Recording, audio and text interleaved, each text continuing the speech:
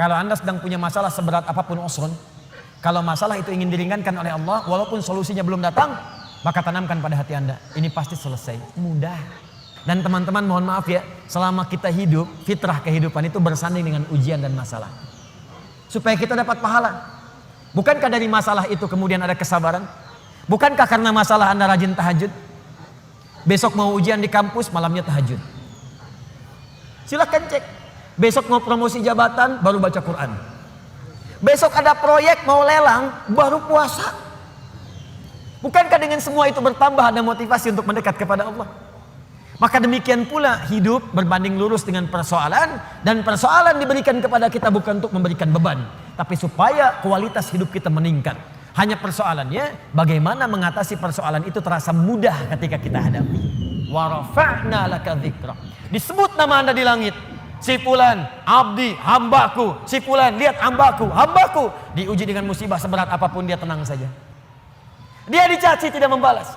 Dia dihina, dia bersabar. Bahkan orang terdekatnya mengkhianati, dia sabar. Diangkat derajatnya oleh Allah. Perhatikan rumus cepatnya.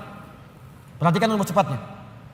Kalau sedang punya masalah besar dan masalah itu ingin cepat dibuang dari benak Anda, tidak membebani pikiran Anda, maka keluarkan rumus di dalam kehidupan. Kalau Anda sedang punya masalah, kata Allah, langsung tanamkan pada jiwa Anda. Kalau perlu berkali-kali, yakinkan pada jiwa Anda, setiap ada masalah pasti ada solusi. Baiklah, Nabi SAW melewati fase yang kedua saat wahyu itu belum turun rutin seperti biasanya. Seperti halnya seorang yang sedang merasakan cinta dan kerinduan luar biasa, tentunya ingin selalu mendapatkan kabar, perhatian, dan juga hubungan yang rutin terjadi.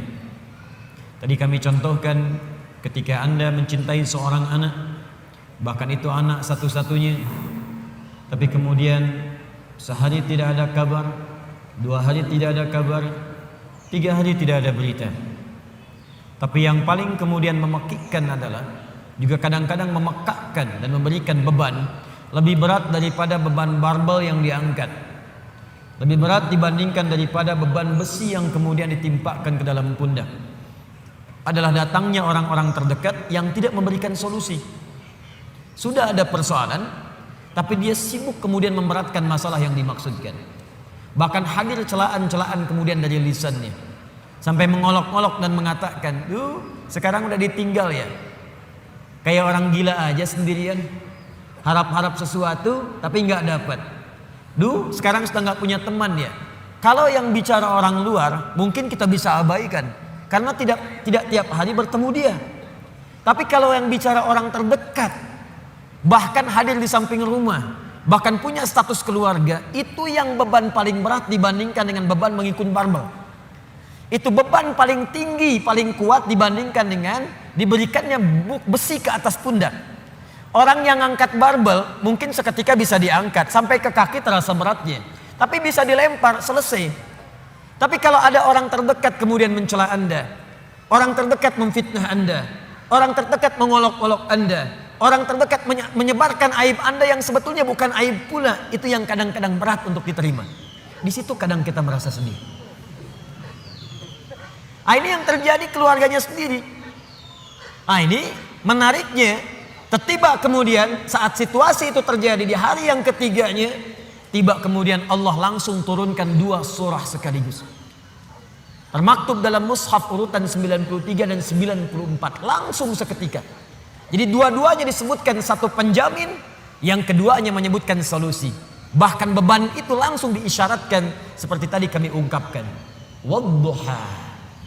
Bagian pertama surah 93-nya. Wal-laili idza saja. Ma wadda'aka rabbuka wa ma qala. Ketika tadi keluarganya mengatakan inna sahibaka qad qalaq.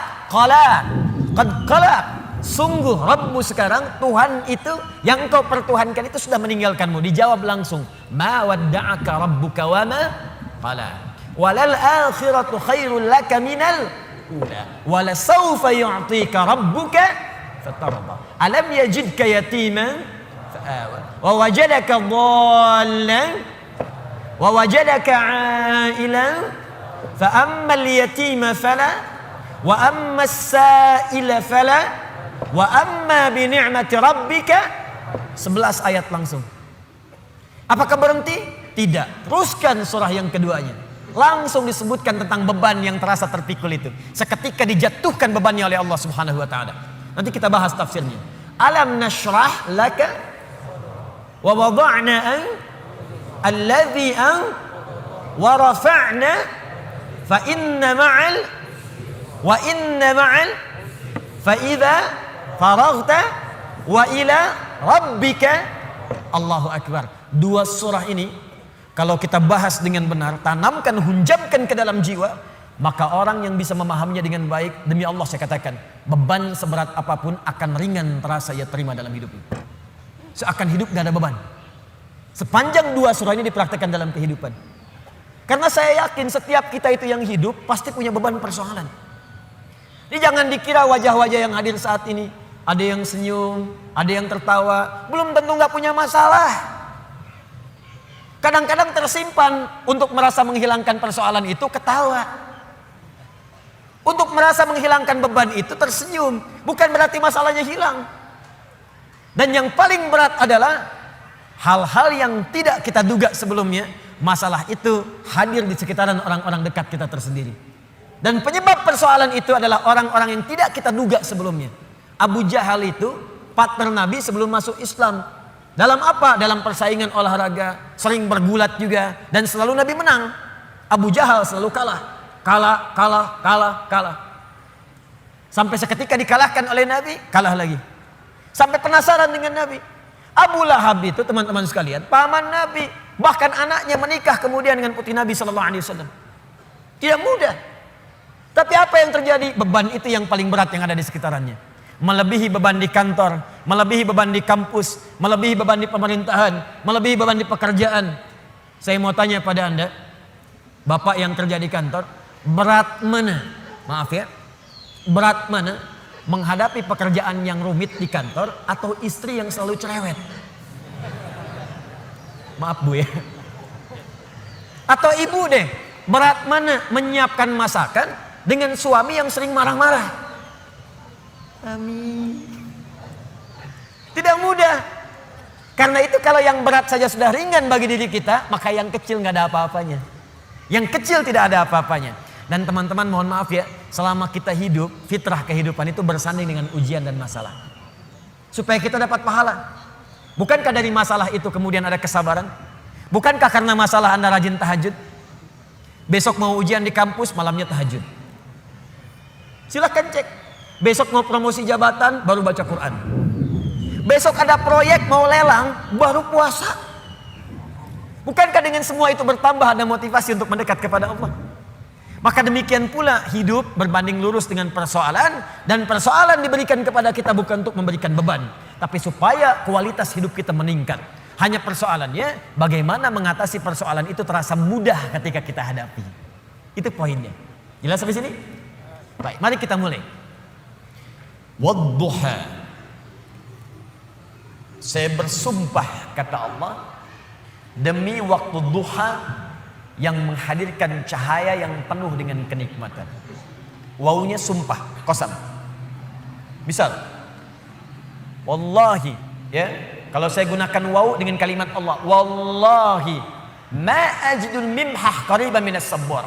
Demi Allah saya bersumpah, saya enggak dapat penghapus ketika saya akan menghapus. Aina huwa? Di mana dia? Wallahi laqad kana lasiqan ma'as sabora. Demi Allah, dia melekat tepat dengan papan tulisnya. Misal, gunakan waw untuk menunjukkan sumpah pada hal yang ingin dikuatkan, pada hal yang ingin diyakinkan. Dapat penghapusnya, kita hapus dulu. Saya hapus sebentar ya.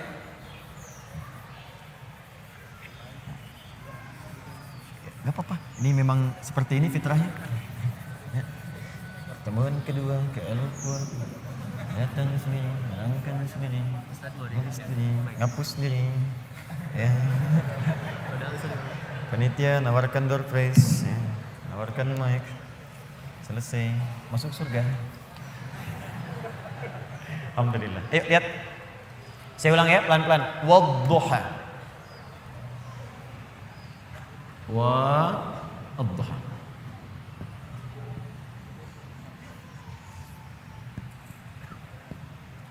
Fokus. Huruf waw dalam bahasa Arab itu setidaknya secara garis besar ada dua jenis. Satu disebut atof. Atof itu waw yang mengikutkan pada hukum sebelumnya. Misal, buka Quran surah ke-2 Al-Baqarah ayat 127, paling kiri sebelah atas. Wa idh yarfa'u Ibrahimul qawa'ida minal bait wa Ismail. Wa Ismail. Dan pelajarilah, ingatlah, pahami ketika Nabi Ibrahim ditugaskan oleh Allah untuk meninggikan bangunan Ka'bah, ditinggikan. Wa Ismail, dan Ismail ikut mengerjakan itu. Saya ulang, dan Ismail ikut mengerjakan itu. Jadi ketika ada huruf waw di tengahnya, itu artinya mengikutkan satu orang kepada yang lainnya dalam pekerjaan yang sama. Zahaba Ahmad ila Masjid Al-Ukhuwah wa Ali. Ahmad pergi ke Masjid Al-Ukhuwah dan Ali ikut ke situ. Itu waw ataf. Tapi kalau ada huruf waw misal berada di awal ayat biasanya dalam setiap awal surah dan harokat setelahnya itu kasrah. Harokat setelahnya itu kasrah. Jadi waw ada kalimat, di akhir kalimat itu harokatnya kasrah. Atau kasrahnya tidak ada tapi ditutup dengan alif. Alifnya alif belok begini. Itu menunjukkan wawunya sumpah, qasam, sumpah.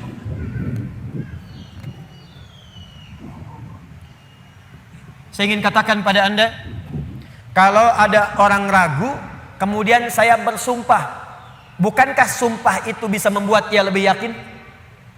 Bukankah sumpah itu ditujukan untuk menepis keraguan? Lihat baik-baik. Manusia saja bersumpah, Anda bisa yakin. Sekarang Allah itu enggak bersumpah pun pasti benar. Tapi kemudian dihadirkan sumpah. Kalau Allah sudah bersumpah, itu bukan sekedar ingin menyampaikan kalimat atau informasi, tapi Allah ingin memberikan komitmen dengan sungguh-sungguh dan menanamkannya ke dalam jiwa. Seakan-akan Allah ingin katakan, hei, saya bersumpah ya, saya komitmen, tanamkan pada jiwamu yang paling dalam. Wadduha, demi waktu duha yang cahayanya begitu menyejukkan, menenteramkan. Bukankah kalau waktu duha Anda keluar cahayanya enak? Ya? Nah, sumpah yang pertama ini ada yang memaknai dengan kalimat makna hakiki. Ini bersumpah dengan suasana alam yang sejuk. Tapi ada yang memaknai dengan kalimat majazi, kata kiasan. Muhammad, saya bersumpah, tanamkan pada hatimu yang paling dalam demi keadaanmu yang pernah mengalami ketenangan. Seperti halnya engkau merasakan cahaya duha. Demi kondisimu yang pernah merasakan sukacita, yang pernah enak, pernah nyaman, gak ada gangguan, persis seperti engkau berjemur dalam suasana duha. Bukankah kalau Anda keluar suasana duha enak? Dalam bahasa bebasnya, saya bersumpah demi ketenangan, kenyamanan, kesejukan yang pernah engkau rasakan dalam hidupmu sampai dengan sekarang, seperti merasakan cahaya duha. Walaili idza saja. Hati-hati. Dan saya pun bersumpah demi malam apabila telah datang gelap gulita. Demi malam apabila nampak gelap sehingga tidak terasa, tidak terlihat apa yang ada di sekitarannya. Ini pun bisa diartikan bahasa kiasan. Walaili idza saja. Maaf, kalau malam gelap itu terus cahaya tidak ada, lilin tidak ada, lampu sudah tidak ada, Anda ada dalam satu ruangan. Kira-kira, mohon izin ya, maaf sekali, kira-kira benda-benda sekitaran kita nampak tidak? Tidak. Kalau sudah tidak nampak, bisa nggak menjangkaunya secara cepat? Meraba kan? Meraba. Ustadz, tapi gigi saya putih, kalau saya senyum ada cahaya. Tidak. Tetap pantulannya tidak akan menghadirkan optik yang sempurna. Maka ketika Anda ingin meraba, sulit. Ada orang, maaf ya, dihadapkan pada sebuah peristiwa, berat peristiwanya, seperti orang berada di tengah malam. Memang suasananya siang, matahari ada, tapi bebannya begitu berat sampai-sampai matanya terasa gelap, kayak orang limbung, jalan limbung. Pernah punya masalah di kantor, tiba-tiba baru datang, Anda dipecat. Oh, astagfirullah. Kenapa Pak? Jangan tanya alasannya, pulang saja. Padahal suasana siang, terang benderang, mataharinya juga terik, tapi seakan-akan kita mendapatkan sesuatu yang gelap. Pulang goyang. Ibu tiba-tiba baru nyampe di pengajian, dapat WA. Aku sudah tidak mencintaimu lagi. Oh, kenapa ini? Papa, apa yang terjadi? Apa mah? Ada SMS begini. Itu bukan nomor papa, mungkin salah. Tapi kalau itu benar gelap. Ini ada beban-beban tertentu dalam kehidupan yang terasa begitu gelap. Maka muncul kalimat walaili idza saja. Ataupun suasana yang engkau punya beban Muhammad. Saking beratnya beban itu seperti engkau berada di pertengahan malam yang tidak ada cahaya. Sulit berjalan, sulit meraba sampai ada beban di pundakmu. Ma wadda'aka rabbuka wa ma qala. Tanamkan dalam jiwamu, aku bersumpah kata Allah, dan ini komitmenku kepadamu. Baik engkau dalam suasana suka seperti waktu duha, ataupun dalam suasana punya beban yang sangat berat, tanamkan, yakinkan pada jiwamu, aku tidak akan pernah meninggalkanmu untuk selamanya. Jangan dengarkan perempuan itu yang berkata, Tuhanmu telah meninggalkanmu. Inna sahibaka qad qala.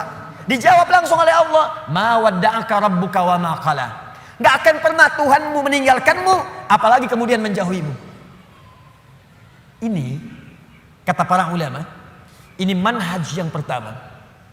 Bila seseorang dekat dengan Allah dan selalu mendekatkan diri kepada Allah untuk bertakarrub, dekat sampai merasakan kedekatan dengan Allah, maka tidak ada yang paling menyenangkan dan tidak akan pernah merasakan beban dalam hidup kecuali semuanya akan diringankan oleh Allah Subhanahu wa taala. Kecuali semuanya akan terasa ringan karena dia merasa dekat dengan Allah Subhanahu wa taala. Di bahasa singkatnya begini, kalau Anda dekat dengan Allah, baik dalam suasana senang tidak akan melalaikan. Biasa saja karena yang paling tingginya Allah. Dan kalau sedang punya musibah pun gak akan berpengaruh. Seberat apapun sepanjang Anda merasa ada Allah, demi Allah saya katakan semua itu akan terasa ringan. Contoh, maaf ya, Anda sedang punya masalah sekarang, berat rasanya, gak mudah dirasakan. Tapi dalam hati Anda ada keyakinan kepada Allah. Tiba-tiba muncul kalimat la yukallifullahu nafsan illa. Allah gak mungkin titipkan beban persoalan kecuali Anda sanggup menjalaninya. Jadi kalau orang-orang yang dekat dengan Allah, di hatinya ada Allah, dalam pikirannya ada Allah, ingatannya terhadap Allah, jadi yang lain itu terasa kecil. Ini berita langsung dari Allah. Kalau beban hidup kamu ingin ringan menghadapi persoalan, maka dekatkan dirimu kepada Allah. Maka dalam suasana suka engkau tidak akan lalai. Kan ada orang yang suasana suka dia lupa dengan Allah, sehingga gak sadar berbuat maksiat. Dulu waktu belum jadi direktur, olahraganya bersepeda. Jadi direktur, sekarang mulai main golf, jalan. Sekarang mulai punya sekretaris. Sekretarisnya perempuan. Banyak melihat sekretaris dibandingkan istri di rumah. Jalan. Pergaulan mulai meluas. Hati-hati. Kalau tidak ada manhaj rabbani, kedekatan dengan Allah dalam jiwa, itu bisa berpeluang untuk bermaksiat. Hati-hati. Bisa berpeluang untuk bermaksiat. Dulu belum terlalu kaya, pakainya sepeda, kadang jalan kaki. Sekarang datang mobil. Kalau nggak punya kedekatan dengan Allah, mobil itu kadang-kadang nggak bisa buka pintunya. Kalau belum dibukakan, nggak mau keluar. Kalau belum muter keliling komplek, belum afdol. Dulu ke masjid bisa jalan, jarak ke masjid cuma 10 meter. Habis punya Grand Max, bahkan ke IMAX, bahkan ke NMAX, motor. Jadi keliling komplek dulu 3 kali. Assalamualaikum, ayo Pak Haji ke masjid. Akhi ayo ke masjid, masih di dalam aja. Dia lupa yang di dalam itu lagi ke Cianjur, gak ada orang. Itu poinnya. Jadi jangan sampai saat kita berada di atas, lalai kita dengan kehidupan, sehingga menenggelamkan kita dalam apa yang kita dapatkan. Tapi yang lebih bahaya, jangan sampai ketika saat sedang punya persoalan, kita juga kemudian merasa berat dengan itu. Bebannya berat, limbung, bicara tidak terkontrol, makan tidak enak, tidur tidak nyaman, dan suasananya nggak menyenangkan, capek saja. Ada yang tiba-tiba naik ke atas tower, ada yang tiba-tiba naik ke atas tiang listrik, ada yang naik ke apartemen, mau bunuh diri takut, balik lagi gemetaran, dan seterusnya. Dan tidak ada kerjaan. Semua itu tidak akan pernah terjadi kalau Anda dekat dengan Allah Subhanahu wa taala. Di pelajaran pertama dari surah Ad-Duha di awal ayatnya, berusahalah selalu untuk mendekatkan diri kepada Allah Subhanahu wa taala. Orang yang dekat dengan Allah, maka akan dijamin oleh Allah langsung hidupnya, baik dalam keadaan suka ataupun sedang merasakan duka, tidak akan berpengaruh banyak pada dirinya, karena yang paling tinggi dan paling menyenangkan adalah kedekatannya dengan Allah Subhanahu wa taala. Jelas sampai sini? Baik. Jadi kalau dia sedang kaya, tahajud jalan. Karena yang dirindukan tahajudnya. Lihat Abdurrahman bin Auf, Utsman bin Affan, Tamim Ad-Dari. Kekayaan banyak, harta melimpah, kapak terbuat dari emas. Malam masih tahajud teman-teman. Masih sempat baca Al-Quran. Utsman tuh sampai jadi presiden masih punya waktu untuk khataman Quran. Kan Utsman radhiyallahu ta'ala anhu waktu terbunuh kan sedang baca Al-Quran. Masih puasa saat itu, sedang puasa. Anda bayangkan nikmatnya dekat dengan Allah. Walaupun jabatan tinggi, yang terasa nikmat itu saat sedang beribadah kepada Allah. Saat tahajudnya, itu yang dinanti. Nabi itu kedudukannya paling tinggi. Tapi kapan merasakan kenyamanan? Saat tahajud. Sampai tak terasa rakaat pertamanya 5 juz 4 halaman. Paling sedikit 100 ayat. Saya mau tanya pada Anda, pernah nggak merasakan kenikmatan seperti itu? Apakah nikmat saat dapat door prize, apa saat baca wadduhanya? Ayo coba rasakan, sampai hadir situasi itu. Sampai enak, tahajud tuh diburu gitu. Bukan karena IPK-nya dapat 4. Bukan karena dapat proyek besar. Tapi yang dirasakan, ya Allah, terima kasih engkau titipkan ini. Dan dia kejar siapa yang memberikannya. Kejar malamnya, kejar bacaan Qur'annya, kejar puasanya. Itulah yang sesungguhnya hakikat dalam kehidupan kita. Satu poin pertama. Kalau ada orang yang sudah bisa mendekat kepada Allah, maka Allah jamin. Dalam syukurnya, dalam situasi dia tenangnya, nyamannya, dia tidak akan menjauh dari Allah. Dan dalam situasi dapat musibah pun tidak akan banyak berpengaruh dalam kehidupannya. 2. Allah bersumpah lagi. Walal akhiratu khairul laka minal. Ini yang hebat. Saya kemarin bikin quotes, lalu kita sebarkan. Ini sebetulnya di antara esensi surah Al-Duha. Kata Allah, Muhammad, saya bersumpah kepadamu, yakinkan pada jiwamu, nanti saat kamu ke akhirat, suasananya akan lebih enak dibandingkan dengan sekarang. Akhirat itu lebih baik dari apa yang kamu rasakan sekarang di dunia. Maksudnya begini, kalau kamu sedang capek, kamu sedang ada musibah, kamu sedang lelah, sabar. Nanti kalau sudah pulang, semuanya akan hilang. Memang dunia itu tempat capek, karena memang tempat beramal. Sholat di dunia, kerja di dunia, puasa di dunia, baca Quran di dunia. Kenapa kita kerjakan? Supaya cari bekal untuk pulang ke akhirat. Nanti kata Allah kalau sudah pulang semuanya akan hilang. Jadi tenang aja teman-teman. Capek cuma sebentar. Ya, capek cuma sebentar. Lelah, gak apa-apa. Namanya juga dunia. Dunia itu memang tempat capek. Kalau nggak mau capek ya pulang. Dunia itu tempat capek. Dan kita memilih untuk hidup. Maka jalani itu, nikmati saja, kerjakan aja. Setiap kerja ada pahala, setiap kerja ada pahala, setiap sholat pahala, baca Quran pahala, niat mencari nafkah karena Allah pahala, merawat anak pahala, memberikan ASI pahala. Gak apa-apa, memang capek. Memang ya dunia sifatnya capek. Tobakan antobak, setiap tahapan tuh capek lagi, biasa. Supaya dapat bekal. Bukankah orang kerja dapat gaji? Dan enak kan kalau gajian? Dan kalau sudah dapat gaji, lupa kan 29 hari ke belakang? Anda itu bekerja, kerja, berangkat gelap, pulang gelap. Tapi kalau sudah dapat gaji, semua itu kan hilang lupanya. Pergi ke Lembang, ya, jalan sama keluarga. Ada yang ke Palembang, beli pempek. Ada yang ke Lembang, beli mak Lembang. Ada. Semuanya kayaknya hilang aja. Besoknya kerja lagi. Kata Allah, saya janjikan yang lebih dahsyat. Kamu sabar saat di dunia, karena dunia memang tempatnya capek. Kamu cari bekal aja. Nanti saat pulang ke akhirat, saya berikan yang lebih indah dan gak akan pernah ada capek lagi. Sholat, udah gak ada lagi. Jadi jangan pernah bercita-cita nanti di surga Firdaus saya tahajud lagi. Terlampau soleh. Udah gak ada. Baca Quran, gak ada lagi. Yang ada itu masuk surga dengan Qurannya. At-Tirmidzi, nomor hadis 2915. Dipakaikan di atasnya mahkota, dipakaikan di badannya jubah kehormatan, dipakaikan di tangannya gelang-gelang emas, pakaiannya sutra. Quran surah ke-35 ayat ke-33.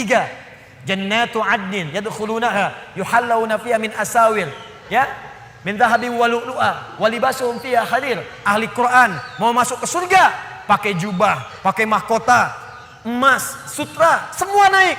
Apa yang terjadi? Dimintakan membaca Quran yang ia biasa bacakan saat di dunia. Jadi setiap dia baca, naik.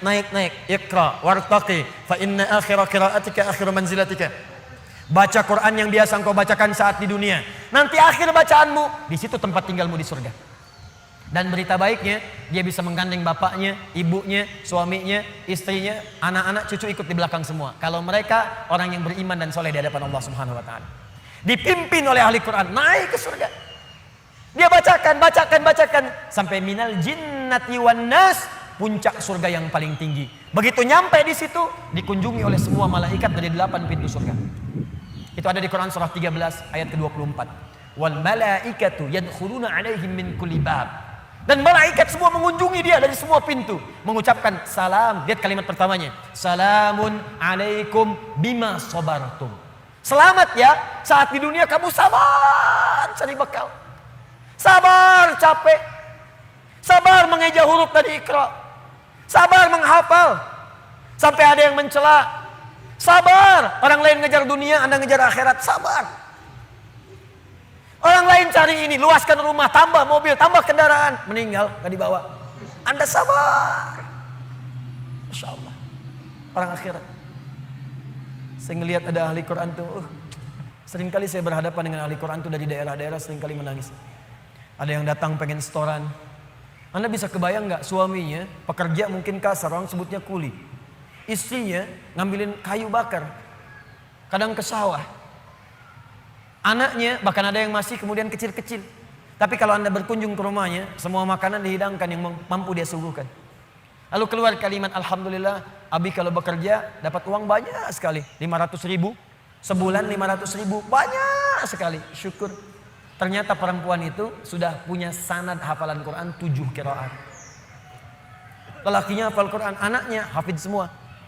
Anaknya penghafal Quran semua. Anda ada di mana? Itu perlombaan, sabar, naik sampai ke atas. Jadi kalau sekarang sedang capek, nikmati, sabar. Besok kalau meninggal, nggak ada capek lagi. Dan panggilannya sudah tenang kita, karena kerja kita selesai. Mirip begini, ada berita besok gajian. Besok gajian, tenang kan? Malam tidur enak kan? Orang yang punya bekal itu, dia sabar itu, nanti di akhir sakaratul mautnya, dia tampakkan semua hasil pekerjaannya. Sampai hatinya merasa tenang. Jadi gak terasa, tidur aja. Ya ayat Tuhan nafsul mutmainnah. Ditarik, tenang, tidur aja, selesai. Tinggal dia jumpai Allah di akhirat, nanti mendapatkan hasil dari apa yang dia kerjakan. Makanya kata Allah, kalau sedang sholat, terasa capek, apa jawabannya? Sabar ya, walal akhiratu khairul laka minal ula. Nanti di akhirat gak ada tahajud lagi.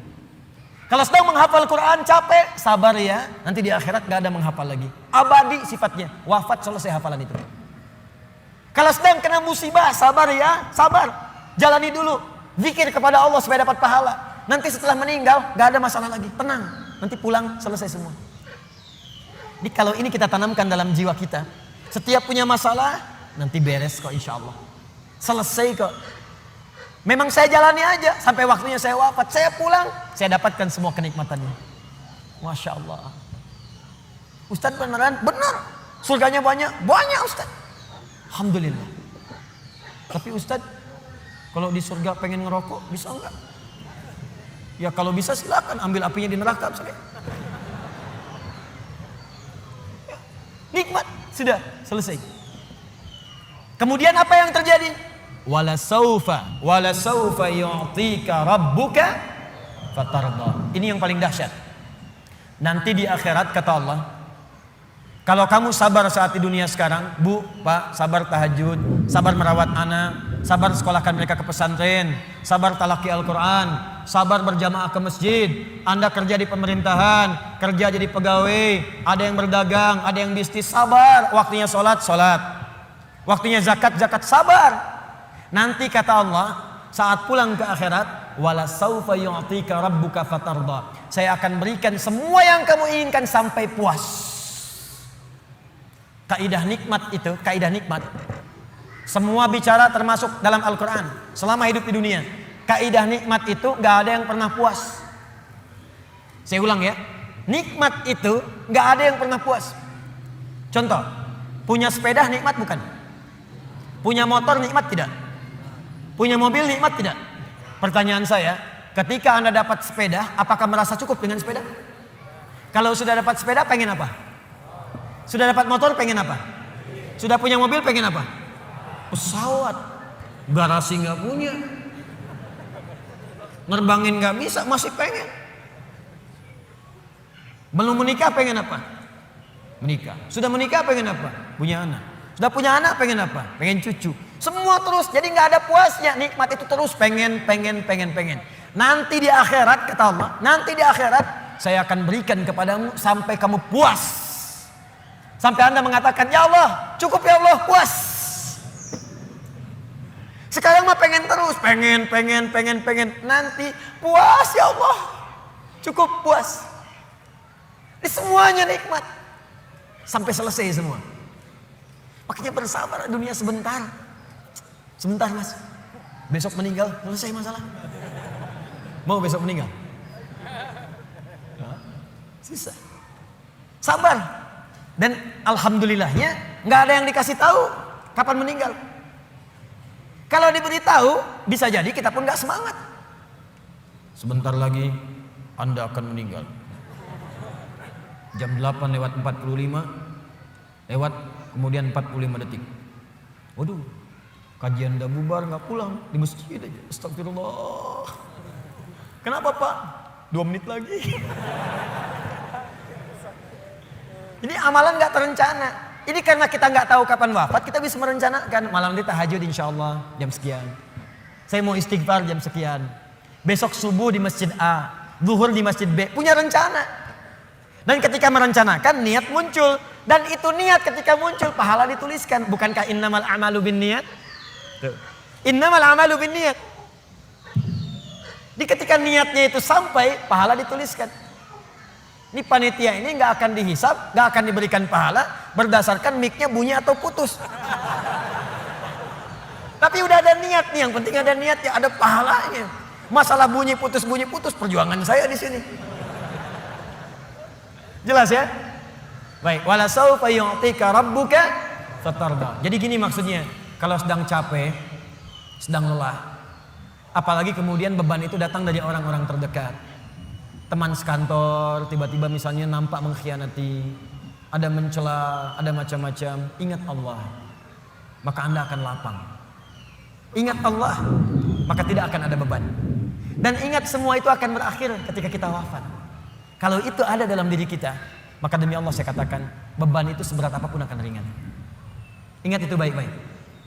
Wala saufa yu'tika rabbuka fatarda. Alam yajidka yatiman fa'awa. Muhammad, coba ingat-ingat. Kamu sekarang gak usah merasakan beban berat. Bukankah dulu pun aku buktikan kepadamu, saat engkau yatim, aku kirimkan orang-orang sekitaran untuk bisa memberikan perlindungan kepadamu. Lahir bapak tidak ada ibu. Ibu wafat usia 6 tahun, ada kakek. Kakek wafat usia kemudian Nabi Muhammad 8 tahun, ada paman. Ada semua. Ingat Muhammad SAW. Kalau sedang kamu merasakan beban, ingat senang yang dulu saya berikan. Manhaj yang ketiga. Kalau sedang merasakan kesulitan dalam masalah, kalau masalah ingin cepat diringankan oleh Allah, maka bandingkan masalah itu dengan solusi yang pernah dirasakan sebelumnya. Bandingkan persoalan yang sulit itu dengan kesenangan yang sudah dirasakan sebelumnya. Suami istri sedang punya masalah, malam ini punya persoalan, sampai nggak bicara. Coba duduk dulu baik-baik. Ingat masa-masa senang ke belakang. 15 tahun berumah tangga, masa mau dikalahkan dengan masalah di satu malam? Ingat banyak senangnya atau banyak dukanya? Banyak sukanya, banyak dukanya. Banyak nyamannya, banyak masalahnya. Coba timbang-timbang lagi. Mungkin dengan menghadirkan nostalgia kesenangan itu, yang ini akan terasa ringan. Ma, kenapa malam ini kita mesti cemberut ya? Bukankah kemarin-kemarin kita tertawa? Gara-gara bapak semuanya. Gak apa-apa mah, memang gara-gara papa terima. Tapi mungkin Allah titipkan keburukan di papa itu karena mamah bisa menyempurnakan. Mungkin Allah pilih mamah itu adalah mamah yang bisa membimbing papa lebih baik. Masya Allah. Oh gitu ya Pak ya, mama bikin status dulu ya. Jadi kalau semuanya begitu enak rasanya. Tapi memang diucapkan mudah, menjalaninya belum tentu mudah. Ustadz juga begitu. Ya, makanya jarang sekali ada ustadz ceramah bawa istrinya. Nah, jadi kalau kita punya persoalan yang kecil-kecil sekarang, ingat masa lalu. Bu, Pak, ya maaf di kantor ada masalah. Masalahnya hari itu. Jangan langsung merasa berat. Ada proyek gak selesai dimarahin sama bos. Anda kerja sudah 10 tahun, dimarahin baru hari itu. Senangnya kan banyak, udah 9 tahun. Masa persoalan sehari mengalahkan persoalan 9 tahun yang senang ke belakang? Kan tidak lucu. Anda gagal satu ujian, 9 mata kuliah lulus semua. Masa harus meratapi diri pada yang satu itu? Selesaikan. Mungkin di situ Allah ingin berikan anugerah supaya Anda paham lebih dalam. Mungkin disitulah kepakaran Anda supaya belajar lebih dalam lagi. Diangkat kemudian karena pakar itu, di masalah itu. Saya dulu itu setiap menghadapi pelajaran-pelajaran bahasa, apalagi balaghah, macam-macam dan sebagainya itu. Di situ perasaan awal pertama sulit-sulit saya hadapi. Begitu dihadapi rupanya Allah menginginkan kita lebih fokus pada masalah itu. Seakan awalnya susah, ternyata ada nikmat di balik itu. Itulah poinnya teman-teman sekalian. Jadi kalau Anda sedang merasakan kesulitan, ingat masa-masa lalu saat Allah memberikan banyak nikmat dalam kehidupan kita. Jelas sampai di sini? Baik. Wa wajadaka dhallan fahada. Ingat Muhammad, dulu engkau belum pernah punya pengetahuan seperti sekarang. Engkau belum dapat bimbingan dari wahyu seperti sekarang. Ini dhallan di sini jangan sembarangan menerjemahkan ya. Di Al-Qur'an itu ada kalimat serupa tapi maknanya bisa beda. Ghairil maghdubi 'alaihim waladdallin. Maghdub yang tercela. Maghdub yang terhina. Dhalin di situ yang tersesat, tidak mendapatkan petunjuk Allah. Tapi kalau di surah Wadduha itu jangan diartikan tersesat. Bukan tidak mendapatkan petunjuk Allah, artinya yang belum mendapatkan bimbingan wahyu dari Allah Subhanahu wa taala. Bukankah dulu belum turun wahyu kepadamu? Bukankah dulu belum turun ayat-ayat Quran kepadamu yang membuat engkau semakin tenang sekarang? Lalu setelah itu fahada, datanglah kemudian ayat-ayat itu. Hada itu kata kerja, kata bendanya hudan. Al-Quran disebut dalam Al-Quran dengan nama hudan. Dzalikal kitabu la raiba fi hudan syahrul ramadhan alladzi unzila fihi al-Quran hudan linnas. Hudan. Wajadaka dhallan fahada. Muhammad, dulu kamu belum punya pengetahuan, sekarang dapat ilmu. Dulu kamu belum dapat bimbingan wahyu, sekarang dapat wahyu. Maksudnya apa? Ingat-ingat Muhammad. Sekarang saat kamu dapat beban seperti ini, jangan cepat banyak menyesali. Karena banyak nikmat Allah yang lain yang bisa kamu hadirkan. Nikmat pengetahuan, nikmat kesehatan, nikmat mendapatkan bimbingan. Nah ini pun Bu, Pak, penting untuk disadari. Kalau sedang merasakan sulit di satu nikmat, maka ingat nikmat-nikmat yang lainnya. Misal, maaf ya, Ustadz saya diponis oleh dokter, jantung saya sakit Ustadz. Jantung kan sakit, tapi kan otak masih sehat, telinga masih sehat, lisan masih sehat, mata masih sehat. Salahnya manusia kadang-kadang mengaitkan penyakit dengan kematian. Teori wafat itu nggak butuh penyakit. Wafat itu kalau ajal tiba langsung wafat, nggak ada penyakit pun wafat. Banyak orang sehat wafat, banyak orang sakit bahkan sampai koma belum nyampe titik. Banyak orang sakit di rumah sakit, tapi yang meninggal bisa yang sehat duluan. Karena kaidah untuk wafat itu bukan penyakit, ajal tiba. La yastakhiruna sa'ata wa la yastaqdimun. Quran surah 7 ayat 34. Ini kesalahan manusia itu kadang begitu. Divonis cancer, stadium 4. Waktunya tinggal sebulan lagi, nggak akan nyampe kalau belum nyampe. Nggak akan wafat kalau belum wafat. Nih saya kasih kisah nyata ya, ini nyata betulan. Ada orang divonis sudah berat nih, penyakitnya dalam, sampai dokternya mengatakan ini nggak akan tahan daripada 2 pekan secara medis. Orang ini mau berangkat haji, udah muntah-muntah, udah macam-macam, dia paksakan berangkat. Sampai dia bawa bekal, nggak apa-apa lah. Ini pakaian ihram saya, ini kisah nyata, sekalian jadi kafan saya. Berangkat ke sana, bahkan keluarga sudah melepas dengan segalanya, kalau wafat nanti di tanah suci. Apa yang terjadi? Sampai di sana berangkat haji, tawaf muntah darah. Berangkat lagi. Tawaf pertama kan umrah tuh, tawaf kudum, selesai. Sampai kemudian masuk wukuf di Arafah, sudah sepekan. Berjalan lagi. Lontar jumrah naik sampai puncaknya pun teman-teman. Dalam hal mabit saja di Muna, mabit di Muna, orang bisa ngambil nafar awal. Kalau sakit nafar awal, bahkan ada yang ditanduk selesai pulang. Ini tidak, sampai diselesaikan nafar akhir 3 hari. Tanpa sadar sudah lewat 2 pekan di Mekah. Masih sehat. 3 pekan makin merasa enak. Pulang ke tanah air, lebih daripada 25 hari pulang. Apa yang terjadi? Dicek lagi di dokter, ternyata penyakitnya hilang. Haji pulang penyakit hilang. Tiba-tiba bisa jogging, lari lagi di alun-alun, lari. Yang paling menyedihkan dan yang paling menggelikan, dokter yang memvonis Anda tinggal 2 pekan meninggal duluan. Dokter yang memvonis paling 2 pekan Pak, dianya meninggal duluan. Anda bisa bayangkan. Hati-hati mas. Saya mah masih muda. Itu tuh yang banyak ubanan, udah bau tanah. Situ bau tanah, sini bau kuburan.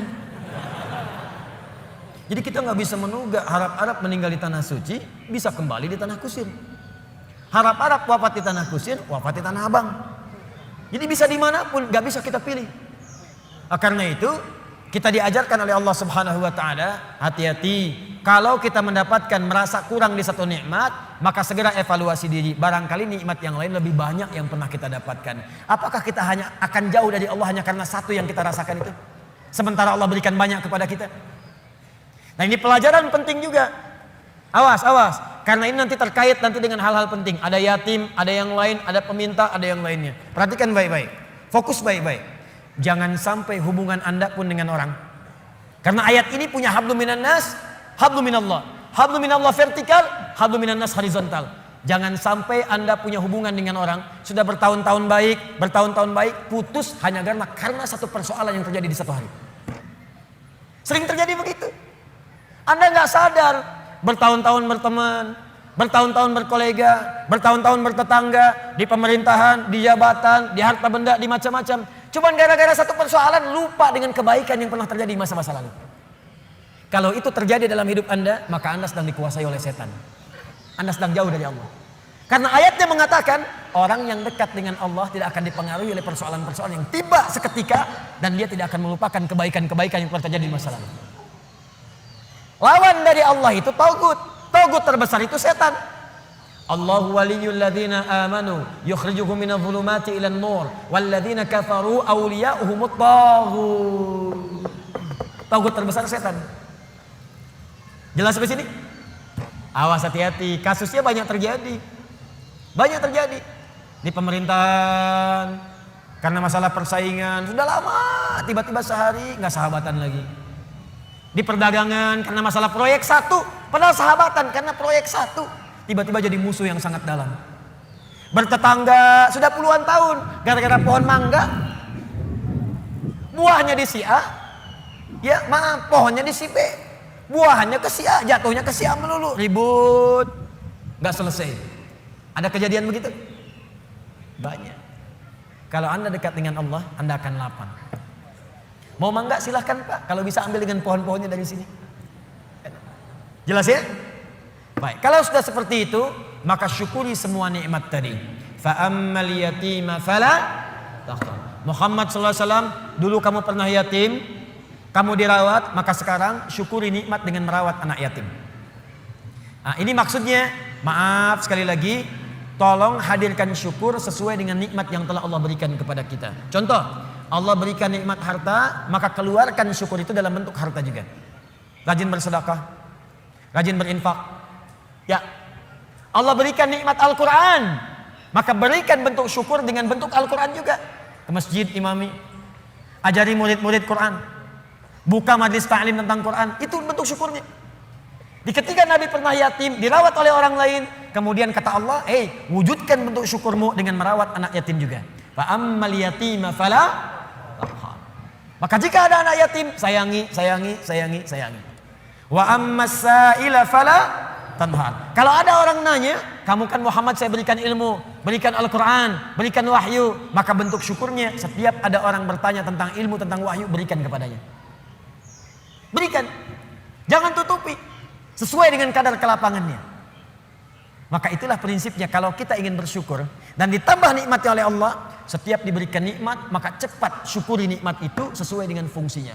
Kalau harta, sedekah. Kalau ilmu, ajarkan. Kalau Quran, tampilkan. Demikian seterusnya. Kalau Anda hidupnya begitu, ringan kita. Terima kasih, terima kasih, terima kasih. Jadilah terima kasih. Enak. Dan gak akan ada beban. Ini saya bingung deh. Kadang-kadang cuma karena rebutan mobil, rebutan motor berkelahi, dua-duanya meninggal. Motornya gak ada yang dapat. Cuman karena rebutan minum, berkelahi, rebutan lahan. Kemarin ada orang rebutan lahan sampai berkelahi, bacok-bacokan. Ada yang pakai golok sampai meninggal, sekian wafat, sekian luka. Aduh, ketika meninggal dapat apa? Tanahnya nggak dapat, lahannya nggak dapat. Apa yang didapatkan meninggal? Yang dibunuh meninggal, yang membunuh meninggal, dua-duanya wafat. Cuman statusnya beda di hadapan Allah. Karena itu jangan berlomba dengan urusan dunia, capek. Nggak elit, nggak keren. Wafatnya nggak dapat apa-apa. Setelah itu baru kan bicara kepada diri Anda. Nah, ini bagian terakhir. Wa amma bi ni'mati rabbika. Bagian terakhir, dan kalau Anda mendapatkan nikmat dari Allah Subhanahu wa taala, untuk menguatkan dan mensyukuri nikmat itu, boleh Anda kemudian membincangkan nikmat itu. Kalimat Qur'annya fahadits, bukan fa'akhbir. Kalau fa'akhbir, sampaikan pada orang. Bikin pamflet dari Sabang sampai Merauke. Alhamdulillah Allah berikan kepada saya nikmat rumah yang luas, pasang, bikin status di Facebook, bikin di Instagram, mobil baru, foto, ceklik. Alhamdulillah, nikmat Allah saya mendapatkan Lamborghini. Itu Maria pamer. Alhamdulillah dapat misalnya kalung baru. Alhamdulillah berlian baru, foto ceklik, berlian harga 8 miliar, pajang. Bukan. Fahadits itu punya dua arti. Satu, membincangkan ke dalam jiwa secara langsung. Diajak bicara diri kita. Ya, diajak bicara. Misal, pernah kan satu waktu kita merenung, ya kan? Lalu kita katakan pada diri kita, alhamdulillah nih dapat ini, itulah fahadits. Jadi untuk mendekatkan diri kita dengan Allah, bisa konsisten tahajud malam, tahajud. Ajak bicara diri kita. Alhamdulillah, Allah telah memberikan nikmat tahajud, besok harus tambah lagi, jangan sampai telat. Alhamdulillah Allah berikan nikmat Quran, kamu jaga ya, kita jaga ya Allah, mudah-mudahan masuk ke surga. Itu untuk menguatkan diri kita. Jadi kalau terbiasa dengan satu nikmat ibadah kah, nikmat harta kah, nikmat ketenangan kah, untuk menguatkan nikmat itu hadir dalam jiwa kita, ada bicara diri kita. Supaya nikmat itu melekat kuat dalam diri kita dan terjaga sampai menghadap kepada Allah Subhanahu wa taala. Yang kedua, hadis itu bisa berarti berbagi sesuai dengan porsinya. Misal, seorang guru ingin motivasi muridnya yang khusus. Datang dia murid-murid khusus. Boleh berbagi pada muridnya. Alhamdulillah, anak-anakku sekalian, murid-muridku, Allah titipkan kepada saya hafalan Quran 30 juz. Yang dihafalkan dalam 6 hari misal. Allah berikan kepada saya sekarang titipan fiqh. Allah berikan titipan saya kepada saya misalnya titipan hadis. Itu tidak ditempuh dengan biasa-biasa. Mesti rajin tahajud, mesti rajin baca Al-Quran, mesti rajin sedekah, mesti ijtihad untuk belajar. Itu boleh, sah. Kalau ingin bisa disampaikan pada kalangan umum dan dikhawatirkan terlibat riya di situ, tidak sanggup dia menerimanya, maka sampaikan dalam bentuk yang umum. Alhamdulillah Bapak Ibu sekalian, kita sudah mendapatkan nikmat dari Allah, seperti Allah juga berikan nikmat kepada saya. Seperti mungkin Bapak Ibu lihat, alhamdulillah. Bapak Ibu juga punya nikmat dari Allah, alhamdulillah. Seperti halnya Allah berikan kepada saya juga kepada Bapak Ibu sekalian. Itu fahadits namanya. Disesuai dengan konteksnya, sesuai dengan keadaan orang yang diajak bicara. Di fahadits itu bukan kemudian mengupload nikmat di Facebook, mengupload harta benda di Instagram, lalu Anda tuliskan di situ rumah baru, wa amma bi ni'mati rabbika fahadits. Bukan begitu maknanya. Pulang dari haji boleh. Saya kumpulkan tetangga untuk berbagi zam-zam, nggak usah bicara, zam-zamnya dibagi, kurmanya dibagi, wa amma bi ni'mati rabbika fahadits. Mau berangkat boleh, minta doa, ya, datang misalnya, bagikan makanan misalnya sedekah, setelah itu minta doanya, boleh silakan. Jadi pesan bagi mereka, kalau dia sekarang haji, besok lusa saya haji. Yang tidak boleh itu riya. Yang tidak boleh itu sombong. Terima kasih Bapak Ibu sekalian. Di komplek ini telah datang sudi memenuhi undangan kami. Tolong didoakan insya Allah. Besok kami berangkat ke kloter pertama untuk menunaikan ibadah haji. Mohon didoakan lancar ya Bapak Ibu sekalian. Kami banyak dosa, kami minta maaf. Ini haji pertama kami. Mungkin juga yang pertama di komplek ini ya.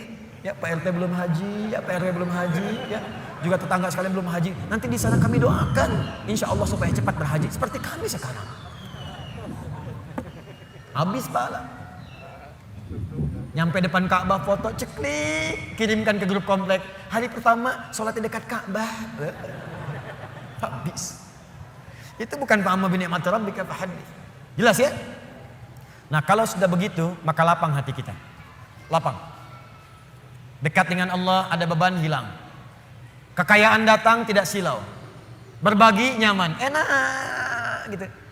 Nikmat dibincangkan pun tenang.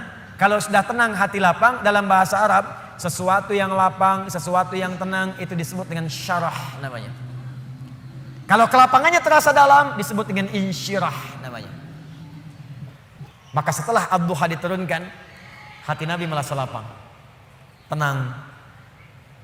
Karena ada berita. Bukankah Anda cari-cari berita dari anak, tiba-tiba hari ketiga nelpon, Assalamualaikum ayah, abi, Assalamualaikum umi. Bukankah hati menjadi lebih lapang? Insyirah, syarah. Maka turunlah kemudian surah yang selanjutnya. Alam nashrah laka sadrak. Bukankah aku sudah lapangkan keadaan hatimu? Ini isyarat. Jadi kalau kita dekat dengan Allah, tersambung dengan Allah, online koneksinya bagus, sinyalnya bagus, ibadahnya bagus, tenang, hati pun akan lapang. Maka semua persoalan itu bukan beban, tapi semua yang dibuat oleh Allah untuk membuat hati kita lebih lapang. Wa wada'na anka wizrak alladzi anqadha dhahrak. Dan Allah sudah hilangkan beban yang ada di pundakmu itu. Yang tadinya cacian, makian, ada fitnah, ada macam-macam, bahkan dari orang terdekat. Karena dekat dengan Allah dibuang oleh Allah seperti barbel yang ada di pundak tiba-tiba dilemparkan seketika. Bukankah atlet angkat berat itu begitu besinya diangkat langsung mulutnya kelihatan berubah, wajahnya berubah, naik ke atas. Tapi bagaimana ketika itu sudah dilemparkan, diangkat, lempar, pung, tenang. Alladzi anqadha dhahrak, buang, lempar. Jadi kalau orang dekat dengan Allah, begitu ingat Allah, semua beban yang besar pun seakan-akan dibuang. Habis. Setelah itu apa yang terjadi? Ketika Anda bisa bersabar, lebih dekat dengan Allah lagi, lebih dekat dengan Allah lagi, maka yang terjadi, Allah bukan tenggelamkan Anda, tapi Anda akan diangkat di hadapan Allah Subhanahu wa taala. Wa rafa'na laka dzikra. Disebut nama Anda di langit. Si fulan, abdi, hambaku. Si fulan, lihat hambaku, hambaku. Diuji dengan musibah seberat apapun dia tenang saja. Dia dicaci tidak membalas. Dia dihina dia bersabar. Bahkan orang terdekatnya mengkhianati dia sabar. Diangkat derajatnya oleh Allah. Dan satu kali diputar oleh Allah. Ja'al haqq wa zahaqal batil innal batila kana zahuqa. Satu hari kemudian terbukalah kemudian yang nyata itu, maka yang buruknya hilang, yang baiknya muncul. Bukankah Yusuf alaihissalam pernah difitnah? Bukankah Yusuf alaihissalam pernah masuk penjara? Bukankah Yusuf alaihissalam pernah masuk ke dalam sumur? Bukankah beliau kemudian pernah disiksa? Bukankah beliau pernah dihujat? Tapi apa yang terjadi? Ketika beliau naik jadi menteri, membebaskan Mesir dari kelaparan, datang kemudian punya jabatan, apa yang terjadi? Ditukar semuanya menjadi baik. Wa rafa'na laka dzikrak, diangkat oleh Allah dan semua masa-masa suram itu hilang seketika. Sekarang saya tanya pada Anda, tidak pernah ada menyebutkan Nabi Muhammad SAW, bukankah yang terbayang kebaikannya saja? Bukankah yang terbayang ketakwaannya saja? Bukankah yang terbayang kemuliaannya saja? Semua beban ketika sedang sholat ditaruh kotoran di atasnya. Ketika beliau berdakwah dilempari di Taif dengan batu. Ketika kemudian beliau sedang tidur akan diusir dikepung oleh 100 pemuda. Semua siksaan, semua tantangan. Tapi apa yang terjadi? Ketika hijrah, semua lapang, balik ke Mekah, wa rafa'na laka dzikrak, diangkat semuanya. Tidak ada yang menyebutkan Muhammad kecuali semua kebaikan. Dan orang-orang sekitarnya kembali menjadi baik. Bagian terakhirnya, kalau Anda ingin mendapatkan ini semua, tidak mudah kata Allah. Bagaimana cara mendekat kepada Allah yang pertama? Maka rumus yang pertamanya, sebelum Anda lakukan dengan pendekatan ibadah kepada Allah, maka Allah berikan rumus cepat. Perhatikan rumus cepatnya. Perhatikan rumus cepatnya. Kalau sedang punya masalah besar, dan masalah itu ingin cepat dibuang dari benak Anda, tidak membebani pikiran Anda, maka keluarkan rumus ini dalam kehidupan. Lihat kalimatnya. Inna ma'al, lihat, alladzi anqadha dhahrak wa rafa'na laka dzikrak. Fa inna ma'al usri yusra. Kalau Anda sedang punya masalah, kata Allah, langsung tanamkan pada jiwa Anda. Kalau perlu berkali-kali, yakinkan pada jiwa Anda, setiap ada masalah pasti ada solusi. Itu cara mengemas kalimatnya. Setiap ada persoalan pasti ada solusinya. Bahasa gampangnya begini, kalau punya masalah langsung hadirkan di benak kita, pasti ada solusinya. Pasti selesai. Nah, orang begitu itu lebih ringan dibandingkan bikin status. Engkau tidak seperti yang aku kira. Rupanya engkau mengkhianatiku di belakangku. Terus nungguin status, disebarin ke orang, capek. Ping, dibaca. Kunaon, cek. Itu biasa, abi mas sabar. Capek. Buat apa? Yakinkan Allah tidak akan menguji saya kecuali saya sanggup. La yukallifullahu nafsan illa wus'aha. Yang kedua apa? Inna ma'al usri yusra. Ini pasti selesai. Nih catat kalimat saya ya. Catat baik-baik. Dalam bahasa Arab, usrun itu kesulitan yang paling pekat. Sangat sulit. Kalau kesulitan relatif namanya su'bun. Su'bun su'ubah.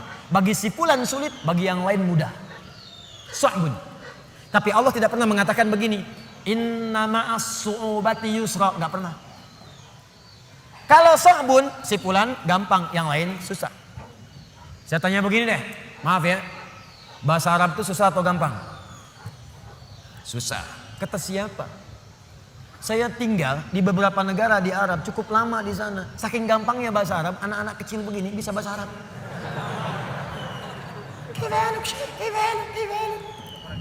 Gampang. 2010 saya di Mekah. Lewat kemudian. Setelah itu tugas datang berangkat lagi. Ke arah Anjum, ada hotel Anjum sekarang, bintang 4 tapi bagus. Di pelataran haram ada orang duduk. Dia itu sakit. Sakitnya sarafnya. Dia gak sadar gitu kan. Sakit saraf, Anda bayangkan. Orang bilang ya penyakit yang saya gak sanggup lah gitu ya. Sebetulnya tidak ada yang kata-kata yang kasar. Saya gak bisa keluar kata-kata itu. Ya, sakit terganggu jiwanya, sarafnya. Tapi hebatnya bisa ngadap ke arah hotel ceramah pakai bahasa Arab. Alhamdulillahirabbil alamin. Wassalatu wassalamu ala Rasulillahil karim. Ikhwatal kiram. Bayangkan orang yang sakit saraf bisa ceramah pakai bahasa Arab. Gampang. Kenapa jadi susah? Lalu Anda katakan itu kan orang Arab, Ustaz. Di sini orang Bandung. Kata siapa? Unta Arab ribuan tahun ada di Arab sampai sekarang nggak bisa bahasa Arab. Beo Cililin bawa ke Mekah 2 hari ajarin. Assalamualaikum, kaivaluk. Nah ini kata orang bukan karena susahnya, ada nggak kemauan bagi kita untuk berusaha. Kalau mau pasti jadi gampang, tapi kalau nggak mau susah, itulah su'ubah. Tapi kalau semua orang susah bisa. Maaf, bawa mobil susah atau gampang? Susah. Bawa mobil kalau nyetir mobil bisa, bawa mobil. Susah. Gak ada yang bisa, sulit, berat bebannya. Itu disebut usrun namanya. Ain sinra. Usr. Al-usra. Asra. Ya'sr usrun. Berat seberat-beratnya. Solusinya kalau mudah yang relatif namanya sahlun, sahlah, suhulah. Itu bagi si A mudah, yang lain belum tentu. Tapi kalau semua mudah, semudah-mudahnya. Seperti minum air, seperti ngangkat sedotan, seperti ngambil tisu. Jangankan orang 50 tahun, anak 5 tahun bisa ngambil. Itu yusrun namanya. Yusrun. Mudah. Orang yang namanya yusrun artinya orang yang mudah. Yang ringan, yang gampang. Yusrun. Semudah-mudahnya seperti mengangkat tisu. Kata Allah, lihat sini. Kalau Anda sedang punya masalah seberat apapun usrun, kalau masalah itu ingin diringankan oleh Allah, walaupun solusinya belum datang, maka tanamkan pada hati Anda, ini pasti selesai. Mudah. Seperti ngangkat tisu. Gak ada yang susah bagi Allah. Orang yang dekat dengan Allah, dia tahu semua solusi ada pada Allah. Punya masalah dengan harta, Allah yang maha kaya. Masalah dengan ujian, Allah yang maha mengetahui. Allah yang punya ilmu. Masalah di rumah tangga, Allah yang punya solusi. Semua Allah punya. Apa yang tidak punya bagi Allah? Makanya orang yang dekat dengan Allah, begitu ada persoalan, ingat Allah. Masalah pasti selesai. Kayak ngangkat tisu, bagi Allah gampang. Jadi kalau sedang punya persoalan, Bu, di rumah tangga, nggak usah banyak mengeluh. Ya, walaupun belum datang solusi, sampaikan pada jiwa kita. Insya Allah selesai. Saya yakin. Kapan? Terserah Allah. Yang penting saya ikhtiar. Setelah itu ini indah. Fa idza faraghta fansab. Setelah itu move on. Itu bahasa kitanya. Faraghta fansab, move on. Kalau kita udah selesaikan yang ini, siapkan lagi rencana berikutnya. Jangan mati sampai di situ. Jangan berhenti sampai di situ. Apa gara-gara tidak lulus satu mata kuliah Anda ingin keluar dari kampus ini? Apa yang Anda kerjakan? Anda itu lulus 4 mata kuliah, gagal 1. Apa kemudian tiba-tiba ingin meninggalkan kampusnya? Tapi saya kecewa dengan dosennya. Sebetulnya saya lulus, dikasih nilainya malah D. Gara-gara dosen gak suka dengan saya. Buktikan dengan ilmu Anda. Gampang, move on. Kerjakan, sudah yang sudah berlalu, sudah. Sekarang saya hadapi. Hadapi dengan benar. Gak usah berhenti di situ. Di pekerjaan Anda dicela. Gak benar kamu begini. Buktikan, sekarang saya selesaikan. Fa idza faraghta fansab. Kalau udah selesai yang ini, siapkan yang berikutnya. Setelah itu wa ila rabbika farghab. Jangan lupakan hubungan dengan Allah supaya diringankan apa yang Anda sedang kerjakan itu. Itu rumusnya. Ini memang mudah dibincangkan dan tidak mudah dipraktekkan. Tapi kalau kita jadikan manhaj sebagai acuan, insya Allah akan berpengaruh pada kehidupan. Gak percaya silahkan Anda praktekkan. Keluarkan rumusnya sebagai kesimpulan. Pertama, kalau sedang punya persoalan, yakin Allah akan menolong kita. Yang kedua, ingat baik-baik. Setiap ada persoalan, selalu ada solusinya. Yang ketiga, selalu lapangkan hati kita dalam menerima cobaan apapun. Yang keempat, cepat move on. Kalau ada masalah, selesaikan, hadapi, serahkan semua kepada Allah hasilnya. Setelah itu, siapkan rencana-rencana kita berikutnya. Kalau hidup kita begini, kita akan teratur dan tidak akan disibukkan oleh celaan dan tantangan yang hadir dari sekitaran kita. Antum jalan aja. Paham? Ini tuh seperti sederhana, dibaca tiap waktu. Suratnya dibaca saat maghrib, dibaca saat isya. Mana buktinya? Baru baca wadduha, setelah itu sudah mengeluh. Wala sawfa yu'tika rabbuka fatarda, sampai ujungnya wa amma bi ni'mati rabbika fahaddits. Assalamualaikum warahmatullahi wabarakatuh. Assalamualaikum warahmatullahi wabarakatuh. Kenapa akhi? Masalah saya belum selesai. Sabar, terapkan. Jelas sampai di sini? Nah, karena itu kesimpulan dari materi kita malam hari ini, pertama, selalulah mendekat kepada Allah Subhanahu wa taala agar hidup kita lebih mudah. Saya ulang, selalulah mendekat kepada Allah Subhanahu wa taala agar hidup kita lebih mudah. Yakin, Pak? Bu, yakin. Allah itu pencipta kita, Allah yang punya solusi dari semua masalah kita. Anda dekat dengan Pak Wali Kota, pekerjaan Anda mudah di kota. Anda dekat dengan Allah, apa yang tidak mudah bagi Allah? Anda kan kalau keluar dari Bandung sulit juga. Pejabat di kota Bandung, masuk kabupaten belum tentu bisa mudah. Pejabat di Jawa Barat, masuk ke Sumatera belum tentu mudah. Pejabat di Indonesia, masuk ke Afrika belum tentu mudah. Anda dekat dengan Allah, di mana batasan Allah? Gak ada. Dimanapun Anda, mudah. Meninggal, mudah. Ya ayat Tuhan nafsun mutmainnah. Hei jiwa yang tenang, ayo cepat pulang. Mudah. Masuk alam kubur, mudah. Quran surah 3 ayat 169 sampai 172. Ya. Wala tahsabanna alladziina qutilu fi sabilillahi amwata bal ahya'un 'inda rabbihim yurzaqun. Mudah. Kembali ke Allah hari kiamat, mudah. Yauma yub'atsu hayya. Quran surah ke-19 ayat 15. Masuk surga, mudah. Mudah. Salamun alaikum bima sabartum. Tinggal masuk. Dekat dengan Allah, dimanapun akan terasa mudah.